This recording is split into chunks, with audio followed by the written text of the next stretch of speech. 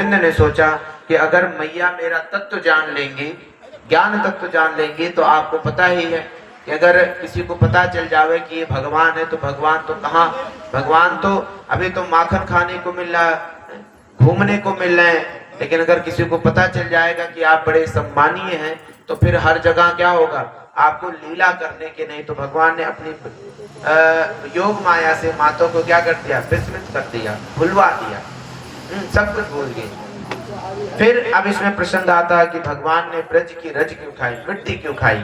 पहला कारण है कि भगवान ने सोचा कि अवतार मेरा रजोगुण प्रधान है, रजोगुण प्रधान है, इसीलिए रज मतलब मृदा होती है, मिट्टी होती है, इसीलिए रज खाई। दूसरा बोलते हैं, संस्कृत में बोला गया पृथ्वी को क्षमा है, तो भगवान का ये भाव आया कि मेरे ग्वाल बालों या मेरे द्वारा अगर कोई पृथ्वी या किसी का अपमान हो रहा है, तो मैं तुम्हारा खाकर क्या हो रहा हूँ, इसको रज में। तीसरा बोलते हैं, भगवान ने अवतार इसीलिए लिया इसका भार उतारने के लिए, और कुछ अंशों ब्राह्मणों में तीसरा है, भगवान ने भक्त के चरण रज अपने मुख में धारण किए हैं, और पृथ्वी का एक नाम रसा भी है, तो रसा स्वादन करने के रज धारण किए। और सबसे अंतिम और सबसे अच्छा कारण ये है कि जब पूतना को भगवान ने मारा था, तो पूतना को मारते समय विष का पान किया था, तो रज से इस बार अपना मुख का प्रक्षालन किए हैं। इसीलिए आगे नंद यशोदा के पूर्व जन्म के भी बात आते हैं, बोलते हैं कि आखिर ये देखिए, देवकी और वसुदेव तो भगवान के माता पिता थे, लेकिन ये नंद बाबा यशोदा जी क्या थे, असली माँ बाप तो वो थे। तो इनका क्या प्रादुर्भाव हुआ कि इनको भगवान की सेवा करने की, भगवान के अपने बाल लीला का आनंद मिला। तो बोलते हैं, नंदा किम करोति ब्रह्मा श्रेव ए महोदयम यशोदा चा महाभागम पपौ यस्तास्तनम हरि।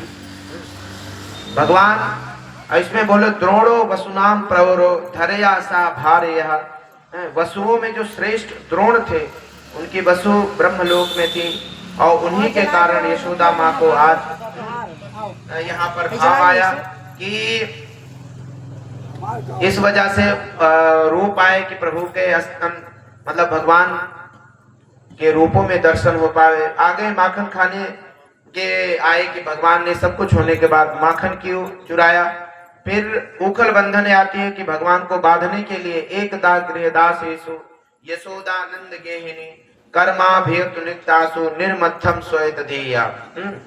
मंत्र इसमें आए कि यमलार्जुन बांधने के लिए पूर्व जन्म में बांधने के लिए दो पेड़ थे, और उनको श्राप मिला हुआ था, उनको मुक्त करने के लिए भगवान ने उखल बंधन की लीला रची। और जब भगवान को बांधा जा रहा था, तो बोलते हैं 2 अंगुल रस्सी जो है वो छोटी इसलिए पड़ गई थी। पहला कि भगवान ने सोचा कि जो सत और तम है, यही दोनों तो मेरे ऐसे हैं, दोनों को तारने के लिए इन दोनों वृक्षों को मुक्त करना था। और ये दोनों वृक्षों को मुक्त करने के लिए ऊखल बंधन की लीला हुई, क्योंकि ऊखल बंधन भी भगवान का, देखिए हर एक लीला में किसी ना किसी को तारने के लिए हुई है। और इसी पर एक है कि यही सदग्रंथ कहते हैं, यही सब भक्त गाते हैं, न जाने कौन से गुण पर दयानिधि रीझ जाते हैं। न रोए वन गमन में भी पिता की वेदनाओं पर, उठाकर गीध को निज गोद में आंसू बहाते हैं। नहीं स्वीकार करते हैं निमंत्रण नृप सुयोधन का, विदुर के घर में जाकर भोग छिलकों का लगाते हैं। निकसे प्रभु तिन पर तर न जाई, उखल गिरत रे अहराई, दिव्य पुरुष प्रगटे ते दोई लागे बिन। तो ये जो उखल बंधन था, ये 2 भाई थे, उनको तारने के लिए भगवान ने उखल बंधन किया। तो आगे सुखदेव जी कहते हैं, कृष्ण कृष्ण महायोगी मध्याय पुरुषा परा, व्यक्ता व्यक्त मिदम विश्वम रूपम ते ब्राह्मणा विधु। नमः परम कल्याणाय नमः परम मंगला, वासुदेवाय शांताय यदुनाम पतये नमः।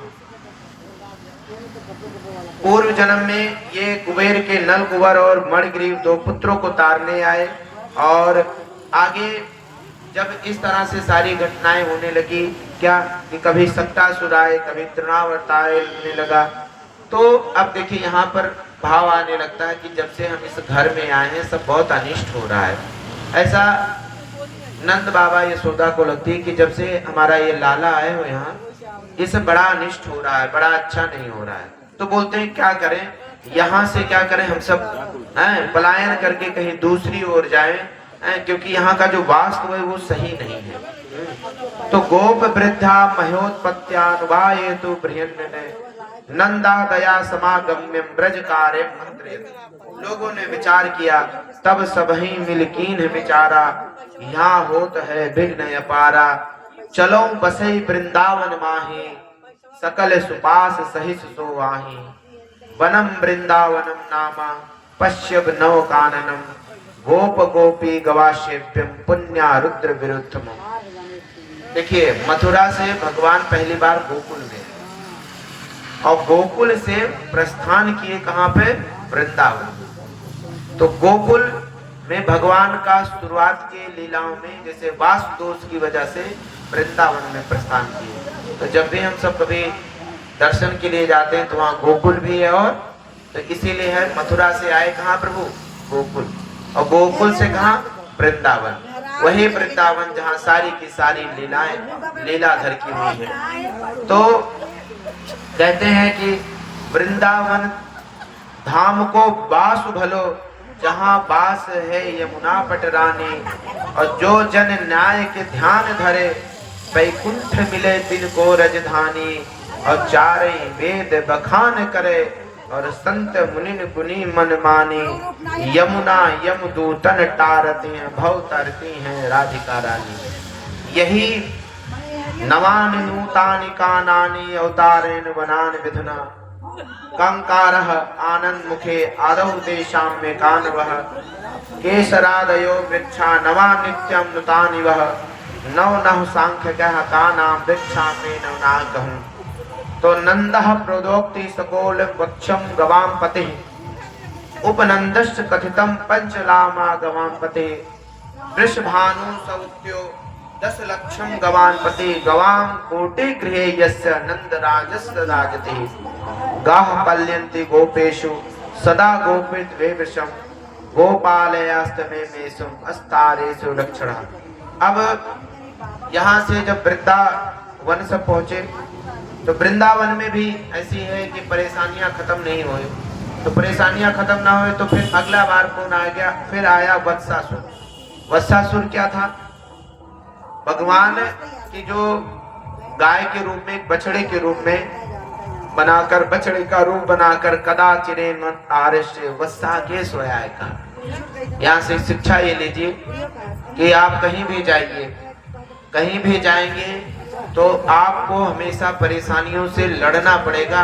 कहीं भी जाएंगे समस्याएं खत्म नहीं। इधर जब वृंदावन में आए तो सोचे सब वास्तु सही हो जाएगा, और वास्तु सही होने के उपरांत जैसे वहां पे पहुंचे, कुछ ही दिन बाद क्या होने लगे, वत्सासुर आए। वत्सासुर बछड़े का रूप बनाकर उसी भीड़ में आ गए। तम वत्स रूपेण भिक्षाय यूथम। तो श्री कृष्ण और बलराम ने उस राक्षस वत्सासुर का भी नाश किया, तो उसको अपने लोग पहुंचाया। बोलते हैं मुनि नाम सा गम्यम भूत्वा विप्रहता समागता। या मुर दैत्य का पुत्र था जो ब्राह्मणों का भेष बनकर वशिष्ठ के आश्रम में क्या जाता था, अलग अलग चोरियां करता था, तो उसको श्राप मिल गया था। तो वत्सासुर, देखिए जितनी कथाएं में चाहे अघासुर, बकासुर, धेनुकासुर, जितने हम नाम बताएंगे कम से 20-21 है, सबके पूर्व जन्म में, पूर्व जन्म को तारने के लिए यहाँ पर हुआ। अब वत्सासुर बछड़े का रूप आया, भगवान ने उसको तारा। अब आगे क्या आया, वकासुर आ गया। वकासुर की क्या है, स्वम स्वम वत्सल कुलम सर्वे पायस्ता एकदह गत्वम जराश्रय। बगुले का रूप बनाकर आने लगा कि प्रभु को इससे मारे। देखिए हर सरे अगर आपको लगेगा तो अलग अलग रूपों में क्या होगी, आपकी परीक्षाएं होंगी। और परीक्षाएं में सा वै वको नामा महानासुर वृत्त का अगस्त सहसा कृष्ण तीक्ष्णों में से। तो उस बकासुर को संहार किए। तस्मई सापम ददो। ये भी बोलते हैं कि हैग्रीव दैत्य का पुत्र उत्कल था, इसको भी जांजलि नामक ऋषि ने श्राप दिया था, इसलिए बको हो गया था। फिर जब बकासुर आया तो फिर अघासुर आ गया। अघासुर कौन था? ये एक दिवस गए ने मझारा निज, सारे लोग मिलके क्या बोलते हैं, एक अजगर का रूप बना के बैठे। अजगर का, अजगर में क्या है, यह प्रण कर अजगर बना, जो जन एक प्रमाण, एक होठ नभते लगा, दूजा धरा तुना। इस तरह नहीं, ऐसा बालकों को, ग्वाल बालों को लगा कि जैसे कोई गुफा है। वो गुफा नहीं थी, वो साक्षात अघासुर था, जो अजगर का रूप इस तरह से कि सारे जो वृंदावन के ग्वाल बाले हैं, जो पूरी टोली है, गाय भैंस सारे के सारे अंदर चले आएंगे, फिर मैं सबको समाप्त कर लूंगा। भगवान ने क्या किया, उसको भी, अघासुर को भी खत्म किया। और ये देखिए, अघासुर को मारने में अब यहीं से बात आती है कि भगवान की उस समय वर्ष जो थे वो 6 वर्ष थी, 6 वर्ष की थी। श्रृणोस्य वह तो राजन ने गुह्याम वदामिते, ब्रोहे सिंह धास्य से शिष्य गुरुयोतावया। अब प्रसंग होता है कि ये अघासुर जो था, ये कौन था?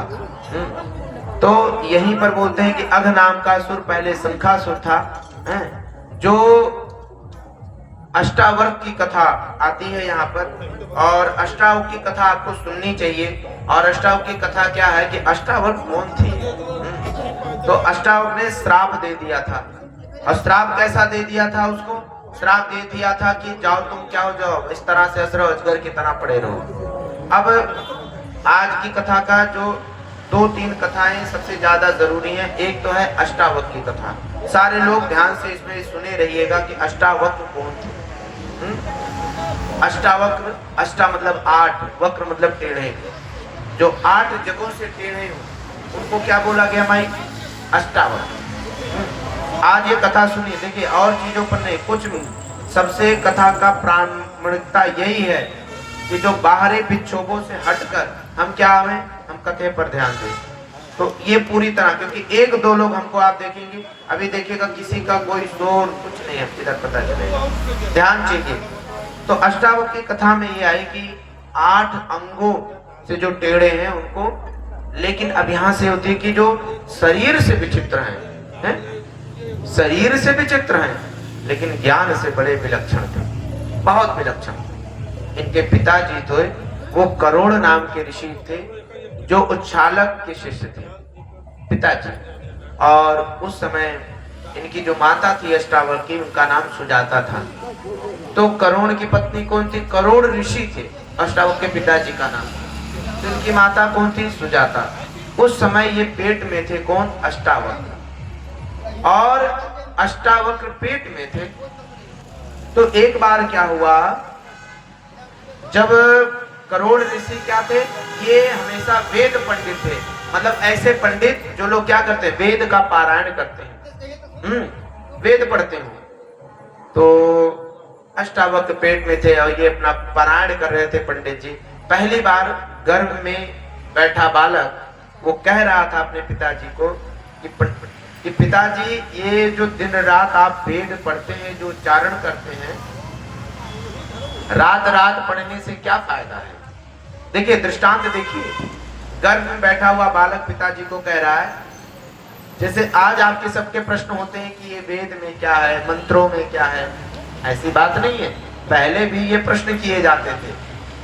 क्या पहले ऐसा नहीं होता था कि पहले सब लोग थे? पहले भी ऐसे ऐसे विक्षेपित प्रश्न होते थे।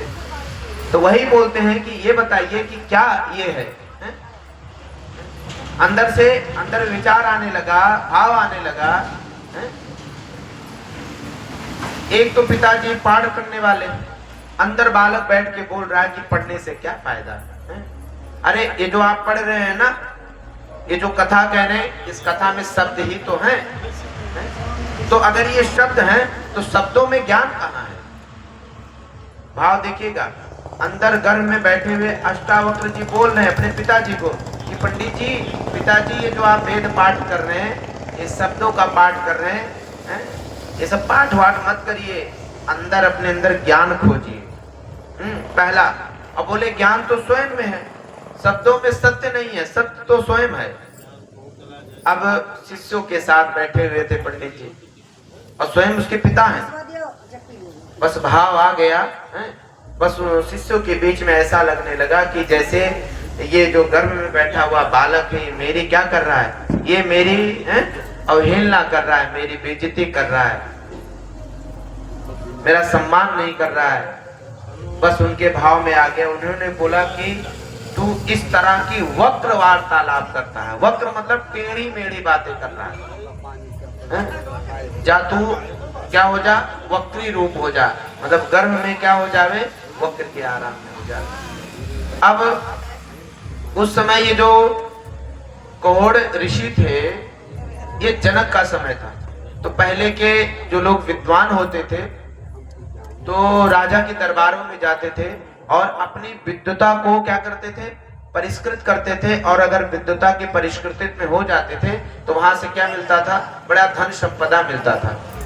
तो चूंकि कौड़ ऋषि जो थे, इनको जब पैसे की कमी हुई तो इन्होंने बोला क्या है, चलो जनक के दरबार में क्या करते हैं, शास्त्रार्थ करने चलते हैं। तो शास्त्रार्थ करने के उद्देश्य से कौड़ ऋषि जो थे वो गए। और जनक जी क्या करते थे, उनके सभा में एक हमेशा खुली ये रहती थी कि उनके जो महापंडित थे वो, उनका नाम था वंदन, जिसको वंदनी बोलते थे, बहुत महापंडित ज्ञानी। और राजा जनक ने ये बात कह रखी थी कि हमारे जो राज्य के महापंडित वंदनी जी हैं ना, इनसे अगर कोई शास्त्रार्थ कर ले और इनको हरा दे तो वो जैसे होते स्वर्ण जनित बहुत से अपार धन मिलते थे। तो जिन ब्राह्मणों या जिन लोगों को ये होता था वो लोग जाते थे। और महापंडित जो वंदनी थे बहुत ये, लेकिन शर्त एक होती थी कि अगर जो शास्त्रार्थ में हारेगा उसको जल समाधि लेनी पड़ती थी। जल समाधि।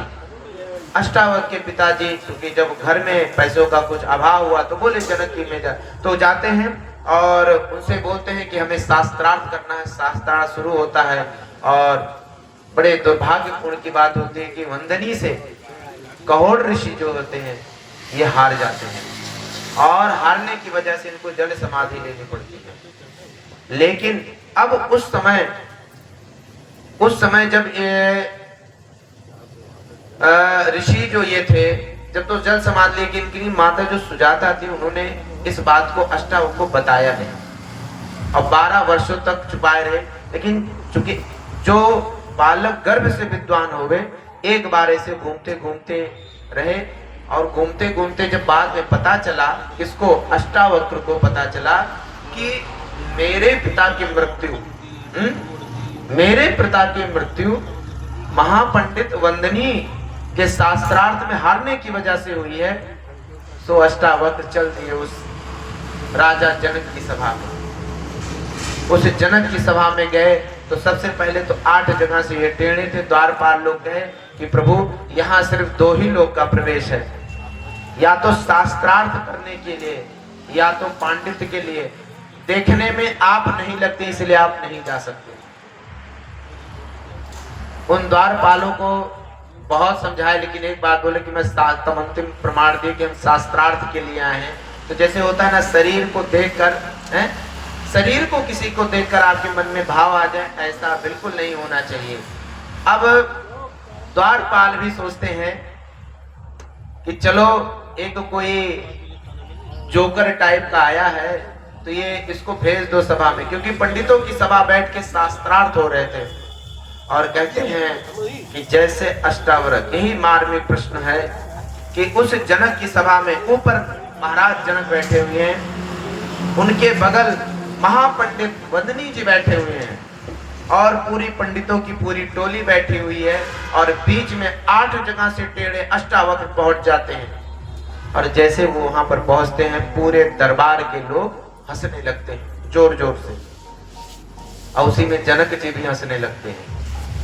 अब उन सबको हंसता हुआ देखकर जब सब लोग चुप होते हैं हंसकर, तो अष्टावक्र भी जोर जोर से हंसने लगते हैं। अब देखिए सत्संगी लोगों का कैसे होता है, पहले वो, तो उसके बाद जब हंसने लगते हैं तो सब लोग चुप हो गए। अच्छा, जैसे आप जरा विचार करिए, किसी को टेढ़े की वजह से अगर आए आपके बीच में और उसको देखकर आप सब हंसने लगे और वो इतना तेज हंसने लगे कि आप सबकी हंसी पर उसकी हंसी भारी पड़ जाए, तो एक समय आप चुप हो जाएंगे। यही हाल जनक, ऊपर जनक बैठे, सारी प्रजा के लोग हंसने लगे और उन्हीं के बाद में जैसे और अष्टावक्र हंसने लगे। अब यहाँ पे पहला प्रश्न किए तो बोले कि जनक जी बोलते हैं कि प्रभु आप किस वजह से आए हैं? तो उन्होंने एक ही चीज बोला कि, तो कहते हैं कि मैं तो यहाँ पर आया था, सुना है कि आप बड़े पंडित लोगों का शास्त्रार्थ कराते हैं, मैं तो यहाँ शास्त्रार्थ के उद्देश्य से आया था। और यहाँ तो सारे लोग क्या हैं, एक पहला शब्द बोला, पहला शब्द बोला, अब देखिएगा यही से है कि ये सब लोग तो चमार हैं ना। चमार मतलब ऐसा होता है जो चमड़ी के पारखी हो, जो चमड़े को देखकर वो बोलते हैं। और अष्टावक्र कहते हैं कि ये जो राजन, बाकी जो पंडित लोग हंसे, जो दरबारी लोग हंसे, इनका हंसना तो मुझे ठीक है, क्योंकि ये है, अरे मैंने सुना आप तो बड़े विद्वान, आप क्यों हंस दिए? अच्छा एक बात बताइए, कोई आए दरबारियों से ना बात करे, सीधे मेन से बात करने लगे, तो दरबारियों की हिम्मत होगी उससे बात करने की? सीधे जनक को बोलते हैं कि ये सब हंसे, मुझे इसकी कोई परवाह नहीं है, आप क्यों हंसे? आपको तो मैं बड़ा विद्वान समझता था, विद्वत मंडली जनक जी का कहे, आप क्यों हंसती है? प्रसंग आती है किसमें बोलते हैं, तो बोले कि हम आए थे, कुछ बोला नहीं, तो शास्त्रार्थ के लिए शास्त्रार्थ किया गया। अब वहीं से जनक को पहला 2-3 उपदेश देते हैं। पहला उपदेश ये दिए कि अगर मंदिर टेढ़ा बन जाए, ये अष्टावक्र है, मंदिर आप बना रहे हैं, टेढ़ा बन जाए तो क्या आकाश टेढ़ा हो जाता है? पहला। दूसरा, अगर कोई घड़ा फूट जावे तो क्या आकाश फूट जाता है? मेरा शरीर टेढ़ा है, मेरा मन देखे क्या? मेरे अंदर जो भीतर वो आत्मा बैठी है, उसका कोई देखा कि कौन सीधा है कि वो तिरछा है कि क्या है? अब एक बात आप जरा बचाओ, ऐसी ऐसी बातें अगर कोई करने लगे तो फिर क्या हो जाए? सारी सभा पूरी सन्न, किसी के कोई कुछ आवाज नहीं। ये प्रसंग होती है विद्वता में। बाद में वही वदनी के साथ शास्त्रार्थ होता है, और कहते हैं जो महापंडित जनक के रखे गए थे शास्त्रार्थ में होता है, अष्टावक्र शास्त्रार्थ कराया जाता है, और वही महावदनी जो थे वो हार जाते हैं, और हार जाने की वजह से जल समाधि लेने जाते हैं। तब अष्टावक्र एक शब्द बोलते हैं कि राजन तुम मुझसे हारे हो तो इसका फैसला मुझे करना होगा। आपका जो अहंकार था वो खत्म हो गया, आपका जो गुरूर था वो खत्म हो गया, अब आप मृत्यु के समान हो, इसलिए आप मर चुके हो, ये जल त्याग करने की कोई जरूरत नहीं है। जो महर्षि वंदनी थे, महापंडित थे, अष्टावक्र के चरणों में गिर जाते हैं और कहते हैं कि हमें माफ करो, आप अपने पिता का बताइए, ऐसे धन्यवान पिता हैं जिसके आप पुत्र हो। अब देखिए महानता यहां से नहीं होती है।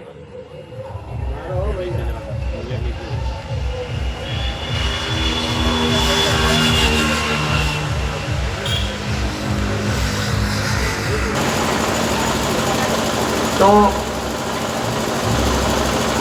जब महापंडित वंदनी जो थे, जब अष्टावक्र के चरणों में गिरते हैं, अब देखिएगा कितनी जो महान लोग ऐसे नहीं होते हैं, महान लोगों में उनके चरित्र, उनके प्रमाण और उनके व्यक्तित्व की पहचान होती है।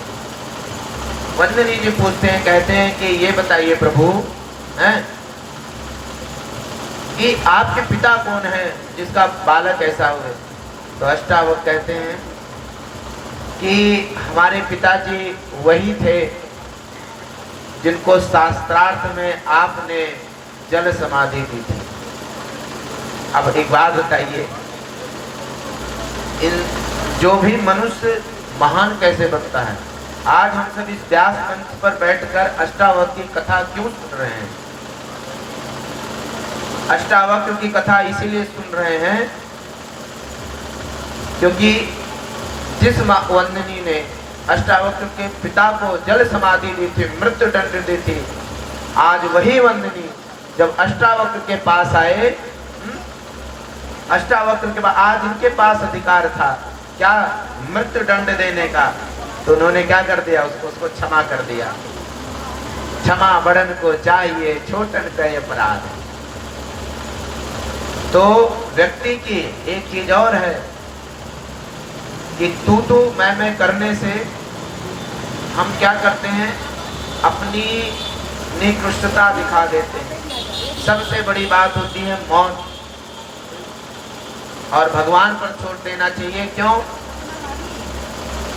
क्योंकि हम कितनी भी आवाज ऊंची में बात करें, कैसी भी बातें करें, हैं, हम उस परमेश्वर से तेज नहीं हो सकते। और कितने लोग आए ऊंचे बोलने वाले, सब कुछ खत्म हो गए। तो कथा सुनने से ज्यादा जरूरी होती है कि उसके जो आचार संहिताएं, उसको हम जब तक हमारे शरीर में नहीं जाएंगे उसका कोई भाव नहीं आएगा। और यही इसको बचाने की बहुत ज़्यादा ज़रूरत है, क्योंकि धर्म मंचों से इन सब चीज़ों में क्या होती है, व्यवधान भी सिखवाते हैं। और उन व्यवधान का यही व्यक्तित्व की बड़ी होनी चाहिए। अष्टावक्र जो है, आज अष्टावक्र इसीलिए कह रहे हैं, अष्टावक्र की कथा हमें इसीलिए आई।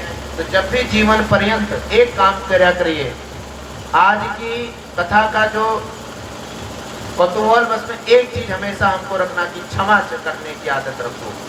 और सबसे बड़ी बात आए ना कि जब कुछ नहीं समझ में आए तो चुप होने की आदत रखो। कभी कभी समय पर चुप रहना भी चीजें बहुत बड़ी कथा का भाव आ जाता है हमारे अंदर। क्यों? कि कुछ ही दिन के कोई मेहमान है, पता नहीं कोई रहेगा कि नहीं है? लेकिन हो सकता है आप ही सबके बीच में कब कौन किस पटल में आ जाए, कब कौन आगे आ जाए। तो हमें अपने बालकों या अपने लोगों के बीच में अगर हम परलोक की ओर हैं तो कम से कम अच्छा चरित्र दे के जाएं, अच्छे विचार दे के जाएं। तो कथा में ये भी रखने ज़्यादा जरूरत है, क्योंकि अंतिम समय में अगर आपके अंदर भाव प्रवृत्त नहीं होते हैं तो उसका कोई मतलब नहीं। अष्टावक्र की यही कहते हैं, उनके पास अधिकार था कि वो जिन्होंने उनके पिता को मृत्यु दंड दिया था, आज वो चरणों में गिरा है, उसको मैं मार दें हैं? तो आज की जो साधारण मानव होगी बोले कि तुमने मेरे पिता को मारा था, मैं भी तुमको मारूंगा। मार देते तो अष्टावक्र की कथा नहीं आती। उन्होंने कहा मैंने तुमको क्षमा कर दिया, क्षमा बड़न को चाहिए।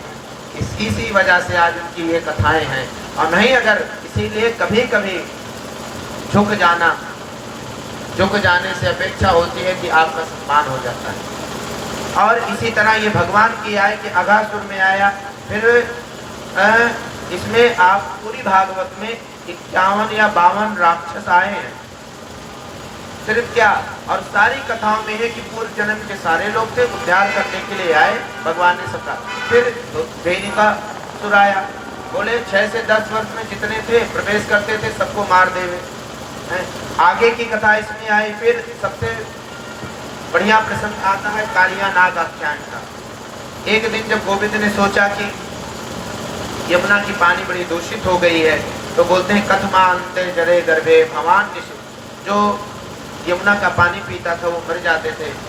भगवान ने को पता था कि वहाँ पे कालिया नाग अपने बीच सारी चीजें किया है, तो लीला से बच्चों के साथ खेलते हुए, बाल गोपालों के साथ जानबूझकर गेंद को यमुना में फेंकते। बच्चे लोग कहते कि जाओ, तुमने देखा है, तुम लेके आओ, भगवान तो कूद जाए। तो अब वहाँ पर कूदे, फिर कूदने के बाद बोलते हैं कि भगवान अंदर जब जाते हैं तो कालिया नाग से और भगवान की आपस में पहले लड़ाई होती, बोलते हैं बांध लेता है। तो भगवान ने अपना स्वरूप विस्तार किया और बोल के बाद वो जब मरणों उपरांत हो गया तो उसको क्षमा करने के लिए भगवान ने कहा एक शर्त है। तो प्रथम बार भगवान ने जो नृत्य कला, 6-7 वर्ष का आयु एक सांपों पर नाच रहा हो, आप विचार करिए ये कितने संघर्ष और कितने साहस का प्रमाण है। तो एक राग है कि देखिए किस तरह भगवान जब कथाएं होती हैं, देखिए सादा कथा में और संगीतमय कथा में यही रुचिकर चीजें हो जाती हैं। जब आप संगीतमय कथा सुनते हैं तो ऐसा लगता है सारा माहौल एक औरा बन गया है, सब लोग वो हैं। लेकिन हम एक चीज आपको बताएं, अब इतना तो नहीं, कोई कितना भी व्यास हो, कोई कितना बड़ा व्यास हो, कितना अच्छा बोलता हो, उसको सादे कथा पर बैठा दीजिए, असली परीक्षा वही होती है। क्योंकि अभी मान लीजिए किसी के अंदर कोई नहीं, एकदम बैठा हो, अभी हम ये जो गायन करने जा रहे हैं, अभी जब म्यूजिक सिस्टम पर आते हैं तो हमारे क्या होने लगते हैं अपने आप। जैसे कैसे हैं कि तांडव गति मुंडन पर निर्तत बल मान ली है, दिन जैसे उसमें होता है तो अंदर से लगा हाँ कुछ चला। अब आगे पम पम पग पट, पम पम पम पग पट, फनन फनन फनन पर, और बिम बिम बिम बिनती करत नाग बधो वाली है, सम सम सब संकादिक नम नम नम नारादि मम मम मम महादेव पम बम बम बलिहारी। अब विविध विविध विद्याधर दम्ब दम्ब देव सकल गंब गंब गंधर्व देत देवताले हैं। अब ये जब आते हैं तो हमारे मन में क्या है, इस तरह से भाषा ये नहीं कि भगवान क्या करें, इसमें है कि इसमें स्वर में है कि किस तरह से भगवान नृत्य कर रहे हैं असंभव पर, ये कि सूरदास प्रभु की वाणी किम कहूं न जानी, और चम चम चम चरण धरत अभय देत गारी। तो जैसे हम सब पढ़ते हैं सारे गामा पादा नीसा, एक अलग स्वर आया है? फिर आया सा सा रे रे रे रे रे रे गा गा गा गा मामा मामा, दूसरा स्वर आ गया सारे gamma ray gamma ray gamma मापा मापा मापा मापा धा, इससे दूसरा स्वर आ गया। ऐसे इस तरह से भगवान ने उसमें है तो अपने आप, वहाँ कोई वैसे नहीं। फिर प्रश्न आता है कि भगवान ने नृत्य क्यों किया? नृत्य इसलिए किया कि वो कालिया नाग जो गरुड़ से उनसे बचकर छिपा हुआ था, और वहां पे नाग पे, इसीलिए भगवान ने नृत्य किया, क्योंकि उसके नृत्य पर भगवान के चरण चिन्ह पड़ जाएंगे। अब वो जहाँ कहीं जाएगा तो गरुड़ उसको क्या करेगा, उसको कुछ कहेगा नहीं, क्योंकि वो जानेगा इससे तो भगवान के स्पर्श हो गए हैं। तो इसीलिए बोला है वयम खला सहयोत्पत्त्या साम अज्ञातेन मगा स्वम भयायो मया नत्या अनिश्चय मय तेजगा। तो इस तरह से भगवान ने उसको कालिया नाग आख्यान किया। और उसके बाद अब यह है कि वेद शिरा अश्वशिरा दावानल से रक्षा की, और सारी लीलाएं करते हुए फिर एक और राक्षस आया प्रलंबासुर। प्रलंबा का नाम क्या, बोले ग्वाल बनकर एक आ गया, और सा हाथा सपात द्वंद्व भद्रसेन ने बलराम ने उसको भी मारा कि द्वपरंते चा मुक्ति बल्यस देवस हस्त्या। फिर भगवान ने क्या किया, दावा पूरे जैसे वृंदावन में आग लगी तो पूरा सब आग पी गए। अब देखिए सारी चीजें जो कथाएं हो रही, 6, 7, 8 वर्ष का बालक कर रहा है। जैसे हम हमेशा प्रश्न उठा देते हैं कि भगवान ने रास लीला रची है, भगवान ने जो ये रास किया या ये चीज किया, भगवान की इस बातों पर हम सबको बड़ा संदेह हो जाता है। संदेह इस बात का हो जाता है कि ये कैसा भगवान है। लेकिन यहाँ पर हम सब भूल जाते हैं कि ये सब सारी चीजें करने में भगवान का जो उम्र था वो 7 वर्ष का था, 8 वर्ष के। अब आज की तुलना में आप विचार करिए, 8 वर्ष का बालक, सबकी दृष्टि यहाँ पर आकर रुक जाती है कि रास रचाए, ऐसा किए वैसा किए, लेकिन इस पर नहीं है। बाकी आग को पी जाना, नृत्य करना, कभी सप्तासुर, अघासुर, धेनकासुर, बकासुर, वृत्तासुर, इसको मारना, ये कथा लोगों को ये कहते अरे पता नहीं, इसके पहले तो ये सारी चीजें हुई। इसीलिए भगवान ने उसमें कहा कि मेरा जो स्वरूप हुआ है वो भगवत स्वरूप हुआ है, उसमें वेद की ऋचाएं में, जैसे इसी भागवत कथा में महाराज में आया है कि अगर आपने भगवान को किसी भी रूप में, अगर पति के रूप में चुन ले, अगर भाव आ जाए कि प्रभु अब मुझे अगर कभी होए, कभी किसी जन्म में, तो आपके स्वरूप में ले, ये मान के चलिए जब वो चीजें इकट्ठा होने लगती है तो चीजें कहीं ना कहीं किस रूप में आ ही जाती है। इस पूरे महाराज में से एक अर्थ ये आया, क्योंकि अगर मान लीजिए कोई भगवान को चाहने के लिए, पाने की इच्छा से व्रत करने लगे, अब एक ही चीज में तो ऐसा भी वृत्तांत आता है कि वेणु गीत, जैसे पहले तो नृत्य कला कैसे शुरू हुई। अब जरा इस पर विचार करिए भगवान की लीलाओं से। जब नृत्य भगवान ने कालिया नाग पे तो नृत्य कला, बांसुरी बजाई तो वहां से म्यूजिक बने। इस तरह से वाद्य यंत्रों का कैसा प्रभाव होता है कि हमारे भाव में उदर भाव हो जाते हैं। उसके बाद फिर चीर हरण की लीला हुई। चीर हरण के बाद अब इसमें देखिए एक प्रश्न आता है कि जो वृंदावन की कुछ स्त्रियां थी वो क्या करती थी, जब यमुना में स्नान करने जाए तो वस्त्रों को, मतलब निर्वस्त्र तो स्नान करने जाए, तो ये चीज वरुण देवता का अपमान था। देखिए हम जल को क्या मानते हैं, वरुण देवता। तो उस वरुण देवता का अपमान, उनको शिक्षा देने के लिए भगवान ने उसमें क्या किया था, एक चीर हरण की लीला रची। अब उसमें बोला गया कि उन स्त्रियों में 4 प्रकार की स्त्रियां, एक 4 प्रभाव वाले में एक थी विप्र स्वभाव वाली। विप्र स्वभाव वालों का क्या भाव था, विप्र स्वभाव वाला की उसमें बोला गया देहा वसांसी धर्मज्ञ, धर्म को जानने वाले गोविंद हमारे वस्त्र दे दो। दूसरा जो सूत्र भाव की भावना वाली महिलाएं थी, उनमें क्या है, श्याम सुंदर से दास्या, हे श्याम सुंदर मैं आपकी दासी हूँ, तुम हमारे वस्त्र दे दो। तीसरा जो वैश्य की भावना आती, करवाम तवोदिताम, ना तुम जैसा कहोगे हम वैसा करेंगे, हमारे वस्त्र दे दो। और जो क्षत्रिय की भावना वाली महिलाएं थी, उन्होंने क्या किया, नाचते राज्य गृहायति, ना यदि तुम वस्त्र नहीं दोगे तो हम राजा से तुम्हारी क्या कराएंगे, शिकायत करेंगे। बोले हैं संकल्पो विदिता साध्यो भवती नाम वर्चनम मयानु मोदिता तस्मो सत्यम मान।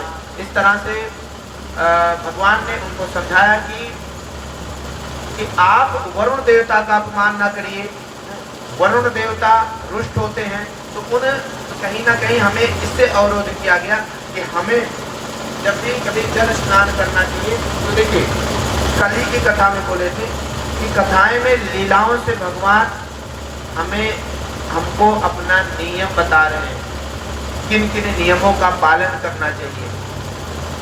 और आगे की बात है गोवर्धन पूजा में। गोवर्धन पूजा में भगवान अपनी तत्र बले देन संयुता, पहली बात बोले कि हमें उसकी पूजा करनी चाहिए ना जो हमारा आश्रय हो। तो वृंदावन में गोवर्धन, क्योंकि गोवर्धन के वनों में गैया चढ़ती थी, फल उगते थे, तो वहां से उनका करते, तो वहां से भगवान ने कहा सत्यदाम के पिता कोयन सब